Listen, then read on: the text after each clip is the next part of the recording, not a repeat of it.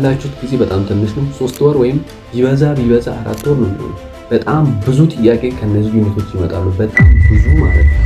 ከመጽሐፋችሁ ውጪ ደግሞ የትቦታችሁ ሪፈረንስ ቡክ ጋር አትሂዱ። ዲያግራሞች አሉ፣ እነሱን ደግሞ በትክክል ለመረዳት ሞክሩ። ሪስፓራቶሪ ሲስተም እንደዚህ ነው፣ ዳይጀስቲቭ ሲስተም እንደዚህ ነው፣ ሰርኩላቶሪ ሲስተም እንደዚህ ነው። እነዚህ አይነት ነገሮችን በትክክል መረዳት መቻል አለባችሁ። ሪፈረንስ ቡክ ጋር አትሂዱ። በጣም ብዙዎቻችሁ ባዮሎጂ ስራልን ብላችሁ እየጠየቃችሁ ነው እና በዚህ ቪዲዮ ማሳያችሁ ነገር ባዮሎጂን እንዴት ማጥናት እንዳለባችሁ የምነግራችሁ ይሆናል። ሁለተኛ ላይ ደግሞ ከ9ኛ ክፍል እስከ 12ኛ ክፍል ያለውን ባዮሎጂ በ9 ሴክሽኖች ከፋፍዬ የትኛው ዩኒት ላይ በደንብ ፎከስ ማድረግ እንዳለባችሁ የምነግራችሁ ይሆናል ማለት ነው። ከእናንተ የሚጠብቁ ይህንን ቪዲዮ ላይክ፣ ለቻናል አዲስ ከሆናችሁ ደግሞ ቻናሌን ሰብስክራይብ ማድረግ እንዳትረሱ። ቀጥታ ወደ ቪዲዮ እንለፍ። ባዮሎጂ እንዴት ነው ማጥናት ያለባችሁ? በመጀመሪያ ላይ ማወቅ ያለባችሁ ባዮሎጂን አንደርስታንድ ለማድረግ ሞክሩ እንጂ ሜሞራይዝ አታርጉ። በጣም ብዙ ተማሪ የሚሰራው ስህተት ይሄ ነው። አሁን ከ9ኛ ክፍል እስከ 12ኛ ክፍል ነው። ከ9ኛ ክፍል እስከ 12ኛ ክፍል ያለውን ባዮሎጂ ብሸመድዱት አስቡት። የትኛውን ይዛችሁ የትኛውን እንደምትለቁ በጭራሽ አታውቁ። ስለዚህ ግን አንደርስታንድ ካደረጋችሁ ግን በትክክል ማስታወስ ትችላላችሁ እና ሜሞራይዝ ከማድረግ አንደርስታንድ ለማድረግ በትክክል ሞክሩ። ከዚህ ጋር ተያይዞ ደግሞ እንደ ቲፕ የምሰጣችሁ ነገር በመጀመሪያ ላይ መጽሐፍ ላይ ያለውን አክቲቪቲዎች በትክክል መስራት አለባችሁ። ምክንያቱም መጽሐፍ ላይ ያለውን አክቲቪቲዎች እንደ ጥያቄ ያመጣሉ። መልሱ እኮ ያንን አክቲቪቲ በትክክል ከሰራችሁ መመለስ ትችላላችሁ። ከየት ነው እንደዚህ አይነት ጥያቄ የሚመጣው ብላችሁ የምትጠይቁ ጥያቄዎች ከአክቲቪቲ ያወጡና እዛ ላይ ያመጣሉ። ስለዚህ አክቲቪቲ በትክክል የምትሰሩት ከሆነ ከአክቲቪቲ የሚወጡትን ጥያቄዎች መመለስ ትችላላችሁ ማለት ነው። ሁለተኛ ላይ እንደ ቲፕ የምሰጣችሁ ነገር ለርኒንግ ኮምፒተንሲ ላይ ቤዝድ እና መጽሐፋችሁን በትክክል አንብቡ። ሪፈረንስ ቡክ ጋር አትሂዱ። የባዮሎጂ ጥያቄዎች ከመጽሐፍ ውጪ የትም አይሉ። በዛ ላይ ደግሞ በጣም ባዮሎጂ በጣም በልኪ ነው። ስለዚህ ለርኒንግ ኮምፒተንሲ ላይ ቤዝድ እና በትክክል መረዳት አለባችሁ። ያላችሁት ጊዜ በጣም ትንሽ ነው። 3 ወር ወይም ቢበዛ 4 ወር ነው የሚሆነው። ስለዚህ ባላችሁት ጊዜ ውስጥ ሜሞራይዝ ከማድረግ ይልቅ ባዮሎጂውን አንደርስታንድ ለማድረግ ሞክሩ። ከመጽሐፋችሁ ውጪ ደግሞ የትም ቦታ አትሂዱ። ሪፈረንስ ቡክ ጋር አትሂዱ። መጀመሪያ ላይ መጽሐፋችሁ ላይ ያለውን ኮንሴፕት ለመረዳት ሞክሩ። የመጽሐፋችሁን ሳትጨርሱ ነው ወደ ሪፈረንስ ቡክ የምትሄዱት። መጽሐፋችሁ ላይ ያለውን ኮንሴፕት በትክክል መረዳት አለባችሁ እና ደግሞ መጽሐፋችሁ ላይ ያለው አንዳንድ ነገሮች አይያዙ። እነሱን ለመያዝና ለማስታወስ የተለያየ ቴክኒኮችን መጠቀም አለባችሁ። አሁን ለምሳሌ እኔ 10ኛ ክፍል ሄሬዲቲ እየተማርኩ የሆነ ነገር እንዴት እንደያዝኩ ልንገራችሁ። አዴናይን እና ታይሚን አንድ ላይ ነው ፔር የሚሆኑት እና ምን ብዬ ነው ያዝኩት? አፕል ኦን ትሪ ብዬ ያዝኩ። ስለዚህ አዴናይን ሲመጣብኝ ከየትኛው ጋራ ነው ፔር የሚሆነው? ታይሚን ጋራ ነው ፔር የሚሆነው ማለት ነው። ሌላ ደግሞ ጓኒን እና ሳይቶሲን አለ። እነሱ ሁለቱ ፔር ነው የሚሆኑት። ምን ብዬ ያዝኩ? ካር ኢንገራጅ። ይህ ማለት ሳይቶሲን እና ጓኒን አንድ ላይ ነው ፔር የሚሆኑት። በዚህ መልክ ሌሎቹንም መያዝ ትችላላችሁ። ለምሳሌ ክላሲፊኬሽን ላይ ያሉትን ግሩፖች ምንድነው? መጀመሪያ ምንድነው? ግሩፕ ነው ወይስ ስፒሺስ ነው? ጂኒስ ነው? የትኛው ነው? እነዚህ ነገሮችን መያዝ ከከበዳችሁ በዚህ መልክ ከሆነ ከሪል ላይፍ ጋር ያይዛችሁ የሆነ በቃ የራሳችሁን ነገር ፈጥራችሁ መያዝ መሞከር አለባችሁ እና ባዮሎጂ ላይ ሜሞራይዝ ለማድረግ ጊዜያችሁን አታቃጡ። አንደርስታንድ ለማድረግ መሞከር አለባችሁ እና ባዮሎጂን በትክክል አንደርስታንድ ካደረጋችሁ የኢንትራንስ ኤግዛም ጥያቄዎችን በትክክል መስራት ትችላላችሁ። በዛ ላይ ደግሞ መጽሐፍ ላይ ያለውን ኮንሴፕቶች በትክክል አንደርስታንድ ካደረጋችሁ ኢንትራንስ ኤግዛም ጥያቄዎችን በትክክል ትሰራላችሁ። ምክንያቱም የኢንትራንስ ኤግዛም ጥያቄዎች ከመጽሐፍ ውጪ አይወጡም። መጽሐፍ ላይ አሁን ለምሳሌ ዲያግራም ሊያመጣ ይችላል። ይህ ማለት የአይን ዲያግራም ያስቀምጥና ይሄ ቦታ ምንድን ነው ብሎ ሊጠይቃችሁ ይችላል። ሌላ ዓመት ላይ ደግሞ አይደገምም። ሌላ ዓመት ላይ ደግሞ ኢር ያመጣል። ስለ ዳይጀስቲቭ ሲስተም ሊያመጣ ይችላል። ዲያግራሙን አንስቶ ስለ ሄርት ሊጠይቃችሁ ይችላል። ይሄ ቦታ እንደዚህ ከሆነ እዚህ ቦታ ምንድን ነው? ነገሩን የምታስታውሱት ሜሞራይዝ ካደረጋችሁት አይደለም። አንደርስታንድ ካደረጋችሁ ያንን ጥያቄ መለስ ትችላላችሁ። ስለዚህ ሜሞራይዝ አታርጉ። ዲያግራሞች አሉ፣ እነሱን ደግሞ በትክክል ለመረዳት ሞክሩ። እዚህ ቦታ ምንድን ነው የሚካሄደው? ይሄ ቦታ እንደዚህ ነው። ኢር ላይ ደግሞ ይሄ ቦታ እንደዚህ ነው። ሪስፓራቶሪ ሲስተም እንደዚህ ነው። ዳይጀስቲቭ ሲስተም እንደዚህ ነው። ሰርኩላቶሪ ሲስተም እንደዚህ ነው። እነዚህ አይነት ነገሮችን በትክክል መረዳት መቻል አለባችሁ። ይሄ ደግሞ አንደርስታንዲንግ ነው የሚጠይቁና አንደርስታንድ ለማድረግ መሞከር አለባችሁ። ባዮሎጂ ላይ ደግሞ በጣም ወሳኙ ነገር ሪቫይስ ማድረግ በጣም ወሳኝ ነገር ነው። ምክንያቱም በጣም ብዙ ነው። ሪቫይስ ማድረግ መቻል አለባችሁ። ሪቫይስ ስታደርጉ ሙሉ መጽሐፍ አይደለም፣ በቻላችሁ ጠቅም ኖት እየያዛችሁ ብትሄዱ በጣም ምርጥ ነው። በጣም ብዙ ስለሆነ ሪቫይስ ለማድረግ ያስቸግራል። ስለዚህ ባዮሎጂን ሪቫይዝ ማድረግ መቻል አለባችሁ። ስፔስ ሪፒቴሽን መጠቀም አለባችሁ። ያለፋችሁ ሪቫይዝ ማድረግ አለባችሁ። አለበለዚያ የሆነ ቀን አንባችሁ ቆይታችሁ ካነበባችሁ ያነበባችሁትን ኮንሴፕት ትረሳላችሁ። ምክንያቱም ቲዮሪ ስለሆነ በጣም መደጋገም ስለሚያስፈልግ መደጋገም መቻል አለባችሁ ማለት ነው። ሌላ ደግሞ ፕሪቪየስ ፓስት ፔፐሮችን በትክክል መስራት አለባችሁ። ምክንያቱም የኤግዛሙን ፓተርንና ስታይል ነው የምትረዱበት። ስለዚህ ፓስት ፔፐሮች በትክክል መስራት አለባችሁ። በሱ ነው ያነበባችሁት ነገር ማስተር የምታደርጉ። ስለዚህ ብዙ ጥያቄ ስሩ። ኒሞራይዝ ከማድረግ አንደርስታንድ ለማድረግ በትክክል ሞክሩ። አክቲቪቲ በትክክል አንብቡ። ሁለተኛ ላይ መጽሐፋችሁ ላይ ያለውን ኮንሴፕቶች ለርኒንግ ኮምፒተንሲ ላይ ቤዝድ በመሆን አንደርስታንድ ለማድረግ ሞክሩ። ወደ ሪፈረንስ ቡክ አትሂዱ። መጽሐፋችሁ ላይ ያለውን ዲያግራሞች በትክክል ይዩት። ይህ ቦታ ምንድን ነው ብላችሁ እራሳችሁን እየጠየቃችሁ በትክክል እያነበባችሁ መሄድ አለባችሁ እና ባዮሎጂን በዚህ መልክ ለኢንትራንስ ኤግዛም መዘጋጀት ትችላላችሁ። ሁለተኛ ላይ ደግሞ ከ9ኛ ክፍል እስከ 12ኛ ክፍል ያለውን ባዮሎጂ በ9 ሴክሽኖች ከፋፍያለሁ። እነሱን እነግራችኋለሁ። ነገር ግን ይህንን ለማዘጋጀት በጣም ከብዶኝ ነበረ። ማለት የማይገናኙ ነገሮች አሉ እና ብቻ አዘጋጅቻለሁ። ወደ እነሱ እንለፍ። ሴክሽን 1 ላይ ያስቀመጥኩት ከ9ኛ ክፍል ሴልስ ኦልድ ላይ ማለ ኒው ላይ፣ ከ10ኛ ክፍል ሴል ዲቪዥን፣ ከ11ኛ ክፍል ደግሞ ጄኔቲክስ። ለምንድን ነው እንደዚህ ያስቀመጥኩት? ስለ ሴልስ አንብባችሁ ወደ ሴል ዲቪዥን ስትመጡ አሪፍ እውቀት ይኖራችኋል። ከዛ ደግሞ ወደ ጄኔቲክስ ስትመጡ ደግሞ በጣም ነው በትክክል ነው የምትረዱት። ስለዚህ እነዚህ ዩኒቶች ላይ በትክክል ፎከስ ማድረግ አለባችሁ። ለምን መሰላችሁ? አሁን በእኛ ጊዜ ጄኔቲክስ ኮመን ዩኒት አልነበረም። ስለዚህ በጣም ብዙ ጥያቄ አልመጣም። 2 ጥያቄ ምናምን የመጣ ይመስለኛል። ብዙ ጥያቄ አልመጣም። በዚህ ዓመት ግን በጣም ነው የሚመጣው። ጄኔቲክስም በትክክል አንደርስታንድ ማድረግ አለባችሁ። በጣም ከባድ ዩኒት ነው። በጣም ብዙ ዩኒት ነው። ደጋግማችሁ እያነበባችሁ ኮንሴፕቱን በትክክል መረዳት አለባችሁ። ስለዚህ እነዚህ ሴክሽን 1 ላይ ያስቀመጥኩትን በትክክል መረዳት አለባችሁ ማለት ነው። ሁለተኛ ሴክሽን ላይ ያስቀመጥኩት ደግሞ ስለሚያያዝ ብቻ አይደለም። አንዳንድ ነገሮች ማያያዙ አለ።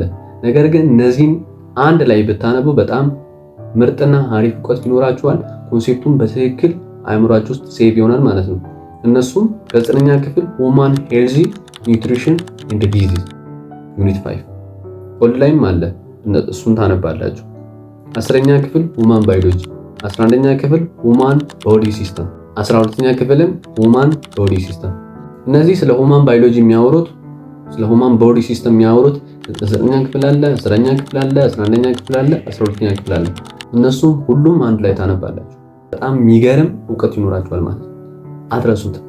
እዚህ ውስጥ ዳይጀስቲቭ ሲስተም አለ፣ ሬስፓራቶሪ ሲስተም አለ፣ ሰርኩላቶሪ ሲስተም አለ፣ ስለ ስኬሌተን አለ፣ ስለ አይ፣ ስለ ኢር፣ ስለ ኒውትሪሽን አለ፣ ካርቦሃይድሬት፣ ፕሮቲን። እነዚህን ሁላ በአንድ ቦታ ነው ማንበብ ያለባችሁ። ስለዚህ እነዚህ ሴክሽን 2 ላይ ያስቀመጥኩትን ዩኒቶች በትክክል መረዳት አለባችሁ። በጣም ብዙ ጥያቄ ከነዚህ ዩኒቶች ይመጣሉ። በጣም ብዙ ማለት ነው። እነዚህን 4 ዩኒቶች በትክክል ከተረዳችሁ አትሊስት 20 ጥያቄ ራሱ አይመጣም እንዴ? ብቻ ከ10 እስከ 20 ጥያቄ ከነዚህ 4ቱ ዩኒት ይመጣሉ። ይህ ማለት በጣም ብዙ ነው። ስለዚህ እነዚህን ኮንሴፕቶች በአንድ ቦታ ለመረዳት መሞከር አለባችሁ። ሴክሽን 2ን በትክክል ጊዜ ሰርታችሁ ብዙ ጥያቄ ሰርታችሁ መጽሐፍ ላይ ያሉን ዲያግራሞች በትክክል መረዳት አለባችሁ። በዛ ላይ ደግሞ ብዙ ጊዜ ዲያግራሞች የሚመጡት ከዚህ ነው። ስለ አይ ስለ ኢር የሚመጡት ከነዚህ ናቸው። ስለዚህ እነዚህን ኮንሴፕቶችን በትክክል አንደርስታንድ ማድረግ አለባችሁ። ሴክሽን 3 ላይ ያስቀመጡት ደግሞ ከ10ኛ ክፍል ባዮኬሚካል ሞለኪውል፣ ከ11ኛ ክፍል ኢንዛይም። ይሄ ባዮኬሚካል ሞለኪውል እና ኢንዛይም የሚገናኙ ዩኒቶች ናቸው። ስለዚህ እነዚህን ሁለቱን አንድ ላይ ታነባላችሁ። ኢንዛይም ደግሞ በትክክል ማንበብ አለባችሁ። በትክክል ማለት ነው። ይሄ ባዮኬሚካል ሞለኪውል ከካርቦሃይድሬት፣ ሊፒድ፣ ስለ ፕሮቲን ምናምንም ያወራል። ከነሱ ጋርም ልታነቡ ትችላላችሁ። ግን ከኢንዛይም ጋር ስታነቡ በጣም ምርጥ ይሆናል ማለት ነው። ኢንዛይምን ደግሞ በትክክል ጊዜ ስታችሁ ማንበብ አለባችሁ። ጥያቄዎቹ ይሸጉዳሉ።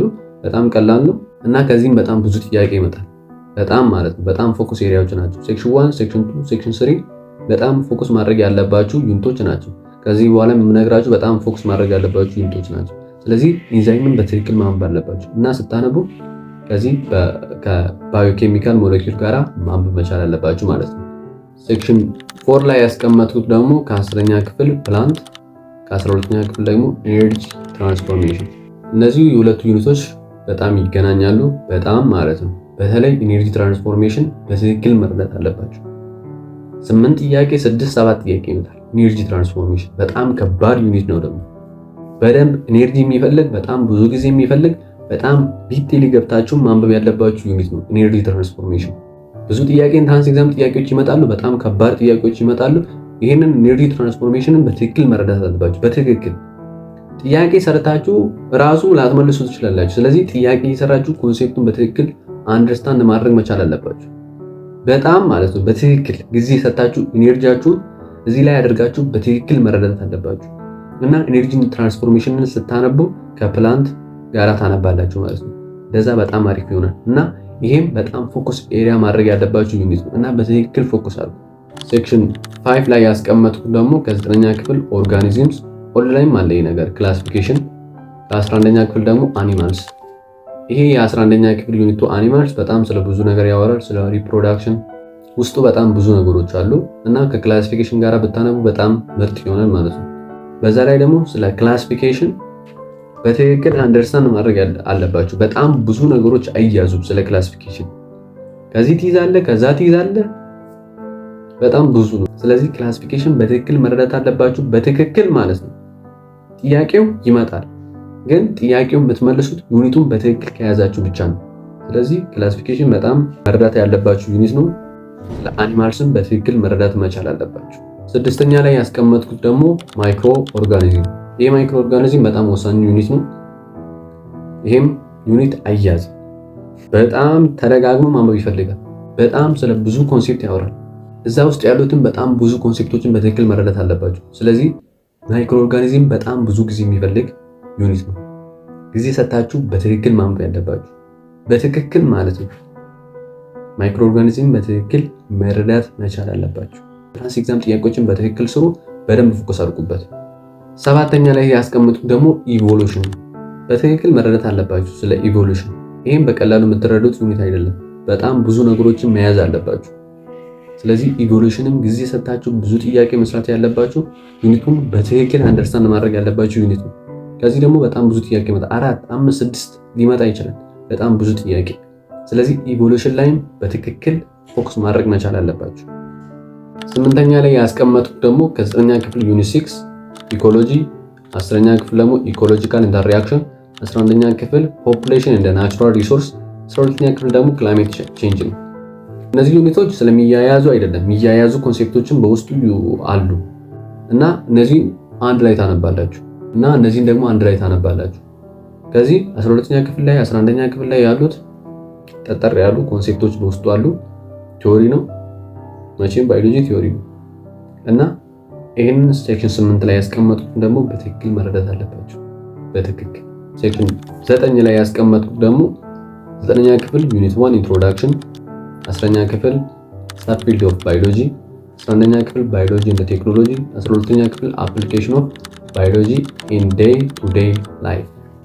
ይሄ ደግሞ ሴክሽን 9 ላይ ያስቀመጥኩት የ9ኛ ክፍል 10ኛ ክፍል 11ኛ ክፍል 12ኛ ክፍል ዩኒት 1 ይሄም ስለሚያያዝ አይደለም፣ ነገር ግን አንድ ላይ ማንበብ አለባችሁ እና ከ9ኛ ክፍል እስከ 12ኛ ክፍል ያለውን ባዮሎጂ በዚህ መልክ ለኢንትራንስ ኤግዛም ትዘጋጃላችሁ።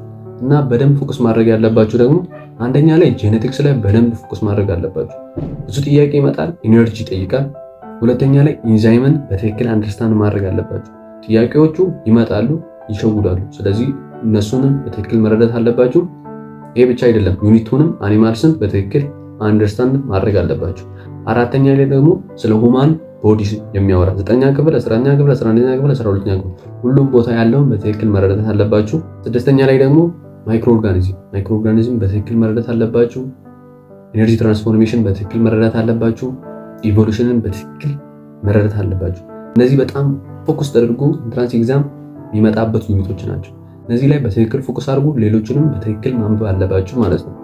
በዚህ መልክ አነበባችሁና ኮንሴፕቱን አንደርስታንድ ካደረጋችሁ ኢንትራንስ ኤግዛም ጥያቄዎችን ባዮሎጂ ላይ በትክክል ከሰራችሁ ባዮሎጂ ላይ አሪፍ ውጤት ማሰሩበት ምንም ምክንያት የለም እና ለመጨረስ በጣም ሊከብድ ይችላል፣ ግን በቻላችሁ ጠቅም በፍጥነት ለመሄድ ሞክሩ። ብዙ ጥያቄ ስሩበት።